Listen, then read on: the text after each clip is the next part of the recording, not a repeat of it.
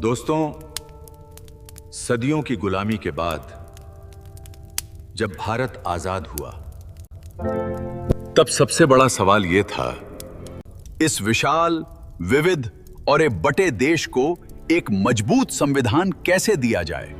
संविधान सभा की उस अनसुनी संघर्ष गाथा को आज सुनिए। वीडियो अंत तक जरूर देखें और चैनल को सब्सक्राइब करना न भूलें। साल 1947 भारत के इतिहास का वो सुनहरा पन्ना जहां सदियों की गुलामी की बेड़ियां आखिरकार टूट रही थी। आजादी की वो पहली सुबह बेहद खूबसूरत थी, लेकिन इस सुनहरी सुबह के साथ एक बहुत गहरा और चुनौती भरा अंधेरा भी खड़ा था। सवाल ये था, आजाद भारत का भविष्य कैसा होगा। कश्मीर की बर्फीली वादियों से लेकर कन्याकुमारी के समंदर तक, गुजरात के रेगिस्तान से लेकर अरुणाचल के हरे भरे पहाड़ों तक, इतने विशाल, इतने विविध और इतने अलग अलग रंगों वाले देश को एक सूत्र में कैसे पिरोया जाए। अंग्रेज तो जा रहे थे, लेकिन अब बारी थी खुद को संभालने की, खुद के नियम बनाने की। दिल्ली के संसद भवन का वो ऐतिहासिक सेंट्रल हॉल, जहां देश के कोने कोने से विद्वान, वकील, स्वतंत्रता सेनानी और दूरदर्शी विचारक इकट्ठा हुए थे। उनका मकसद कोई साधारण किताब लिखना नहीं था। उनका सपना था एक ऐसा जीवंत, शाश्वत दस्तावेज तैयार करना जो आने वाली कई सदियों तक भारत के लोकतंत्र की रक्षा कर सके। भारत जैसे विशाल और विविधतापूर्ण देश के लिए संविधान बनाना मानो उफनते समंदर की लहरों को मुट्ठी में कैद करने जैसा मुश्किल काम था। लेकिन इस असंभव से काम को संभव बनाने के लिए गठित हुई संविधान सभा। संविधान निर्माण की जिम्मेदारी कई कमेटियों में बांटी गई, लेकिन सबसे महत्वपूर्ण थी ड्राफ्टिंग कमेटी, और इस कमेटी की अध्यक्षता कर रहे थे वो महान पुरुष जिन्हें आज हम संविधान के पितामह के नाम से जानते हैं, डॉक्टर भीमराव रामजी अंबेडकर। उस समय की कल्पना कीजिए, एक तरफ देश बंटवारे की आग में जल रहा था, खून खराबा हो रहा था। दूसरी तरफ एक शांत कमरे में डॉक्टर अंबेडकर और उनकी टीम दिन रात भारत के भविष्य का नक्शा तैयार कर रहे थे। उनके कंधों पर करोड़ों भारतीयों की उम्मीदों, सपनों और आकांक्षाओं का बोझ था। उन्हें यह तय करना था कि ये संविधान सिर्फ अमीरों और ताकतवरों के लिए नहीं, बल्कि समाज के सबसे पिछड़े, सबसे कमजोर व्यक्ति को भी न्याय, समानता और सम्मान दे सके। ये कोई एक रात का काम नहीं था। इस महान ग्रंथ को अंतिम रूप देने में लगा पूरे 2 साल, 11 महीने और 18 दिन, यानी लगभग 3 वर्ष। दिन रात का फर्क मिट गया था। हर शब्द, हर धारा पर घंटों तक तीखी बहसें होती थीं। सेंट्रल हॉल कभी तीखी नोक झोंक से गूंजता तो कभी सहमति के ठहाकों से। हर प्रावधान को इस कसौटी पर परखा जाता, क्या ये भारत की आत्मा के अनुकूल है। और अगर आप सोच रहे हैं कि इस पूरी प्रक्रिया पर कितना खर्च आया, तो सुनिए, उस समय के हिसाब से कुल 4,60,000 रुपए। ये सिर्फ कागज और स्याही का खर्च नहीं था, ये उस दूरदर्शी सोच और ज्ञान का निवेश था जिसने भारत को दुनिया का सबसे बड़ा लोकतंत्र बनाया। कई लोग सवाल उठाते हैं, क्या हमारा संविधान सच में हमारा है या हमने इसे दुनिया से उधार लिया है। कुछ तो इसे उधार का थैला तक कह देते हैं, लेकिन डॉक्टर अंबेडकर ने बहुत गर्व के साथ जवाब दिया था, हमें इस बात में कोई शर्म नहीं है कि हमने दुनिया के अन्य संविधानों से अच्छी बातें सीखी हैं। संविधान निर्माताओं ने दुनिया भर के संविधानों का गहन अध्ययन किया, अमेरिका, ब्रिटेन, आयरलैंड, कनाडा और कई अन्य देशों का। लेकिन उन्होंने अंधी नकल नहीं की, उन्होंने मंथन किया, छांटा और भारत की जरूरत, संस्कृति और परिस्थितियों के अनुसार ढाला।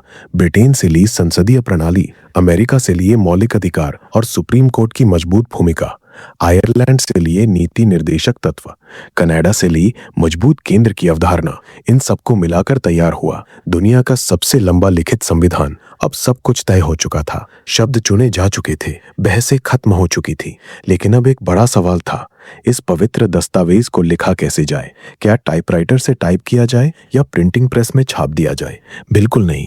भारत का संविधान कोई सरकारी फाइल नहीं था, ये भारत की आत्मा की आवाज थी, और आत्मा को मशीनों से नहीं, हाथों से लिखा जाता है। यही आते हैं वो जादूगर प्रेम बिहारी नारायण राय जादा। पंडित जवाहरलाल नेहरू खुद उनके पास गए और उनसे संविधान लिखने का अनुरोध किया।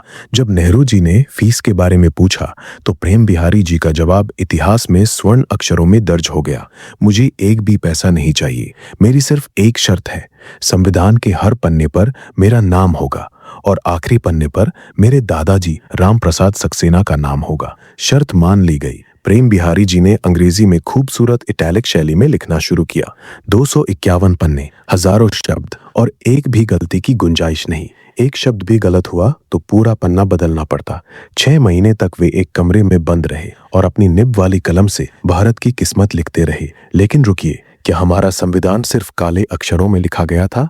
नहीं, भारत रंगों का देश है, तो उसका संविधान सादा कैसे हो सकता था? इन पन्नों को अनुपम खूबसूरती देने का जिम्मा संभाला शांति निकेतन के महान चित्रकार नंदलाल बोस और उनकी टीम ने। उन्होंने हर भाग की शुरुआत में ऐसा चित्र बनाया जो भारत के 5000 वर्ष पुराने गौरवशाली इतिहास को जीवंत कर दे। भाग 3 मौलिक अधिकार में भगवान राम, सीता और लक्ष्मण का अयोध्या वापसी का चित्र, रामराज्य का प्रतीक। भाग 5 में भगवान कृष्ण अर्जुन को गीता का उपदेश देते हुए पन्नों पर बुद्ध, महावीर, छत्रपति शिवाजी, गुरु गोविंद सिंह और महात्मा गांधी की दांडी यात्रा के चित्र अंकित किए गए। यानी जब आप संविधान के पन्ने पलटते हैं तो आप सिर्फ कानून नहीं पढ़ते, आप सिंधु घाटी सभ्यता से लेकर 1947 तक के पूरे भारत का दर्शन करते हैं। अंग्रेजी तो प्रेम बिहारी जी ने लिखी, लेकिन हिंदी अनुवाद को अपनी शानदार लेखनी से सजाने वाले थे वसंत कृष्ण वैद्य। आखिरकार वो पल आ ही गया। 24 जनवरी 1950 को संविधान सभा की अंतिम बैठक हुई। 240 सदस्यों ने उस ऐतिहासिक दस्तावेज पर हस्ताक्षर किए। सबसे पहले पंडित नेहरू ने और सबसे अंत में डॉक्टर राजेंद्र प्रसाद ने। और फिर आया 26 जनवरी 1950 का वो स्वर्णिम दिन। 21 तोपों की सलामी हुई और भारत का संविधान पूरे देश में लागू हो गया। 26 जनवरी इसलिए चुना गया क्योंकि 1930 में इसी दिन कांग्रेस ने पूर्ण स्वराज की घोषणा की थी। आज 70 साल से अधिक बीत चुके हैं। वो मूल हाथ से लिखी गई किताब आज कहाँ है? वो आज दिल्ली के संसद भवन की लाइब्रेरी में एक विशेष कक्ष में अत्यधिक सुरक्षा के साथ रखी हुई है। कागज को हवा और नमी से बचाने के लिए उसे एयर टाइट कांच के केस में रखा गया है, जिसमें सामान्य हवा की जगह हीलियम गैस भरी हुई है। आज भी वो पन्ने वैसी ही चमक और ताजगी लिए हुए हैं जैसे 26 जनवरी 1950 को थे। लेकिन दोस्तों, वो असली किताब तो हीलियम के चेंबर में सुरक्षित है, पर हमारे संविधान की असली सुरक्षा किसी कांच के बक्से में नहीं है।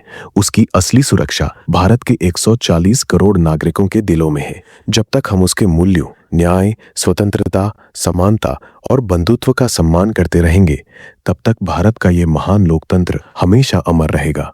अगर आपको ये अद्भुत कहानी पसंद आई हो तो लाइक करें, दोस्तों के साथ शेयर करें और कमेंट में लिखें जय हिंद, जय संविधान। मिलते हैं अगली कहानी में।